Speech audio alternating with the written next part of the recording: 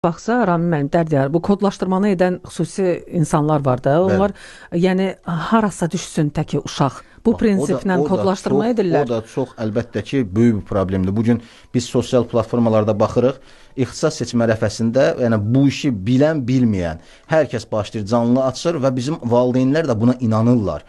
Və inanın, mən bir neçəsinin şahid olmuşam danışdığı təqdirdə, İnanın, verilən suallara düzgün cavab verə bilmirlər. Valideyn istər-istəməz canlıda sual verir, verilən suala düzgün cavab verə bilmir bu adam.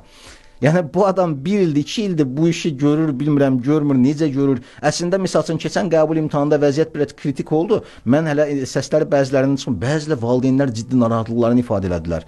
Yəni biz getdik, uşağın 500 balı vardısa, uşağa deyil, narahat olma, qəbul olacaqsan. Baxırsan ki, 350 ballıq yerə yerləşdirib. Yəni 350 ballıq yeri sən yazsan, onsuz da ora qəbul olacaq o uşaq. Yəni məharət ondadır ki, 500 ballıq uşağı 500 ballıq yerə yerləşdirə biləsən.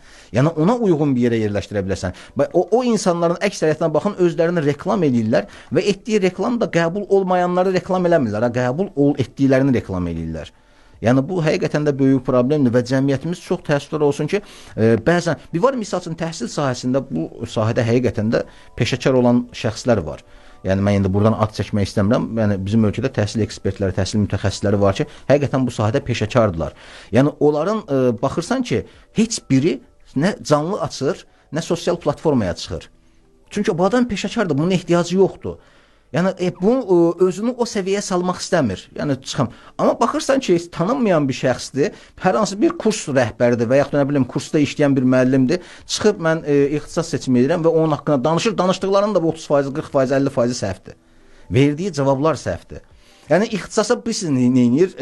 Nigar xanım, ən gülməlisi nədir bilirsiniz? Valideyn sual verir ki, mənim uşağımın 350 balı var. Mənim uşağım bu ixtisasa qəbul ola bilərmi? Açır keçənəki jurnalı, deyir, narahat olmayın, qəbul olacaq. Biabırçılıq deyir, keçənəki, siz özünüz baxmısınız, hər il qəbul balları dəyişir.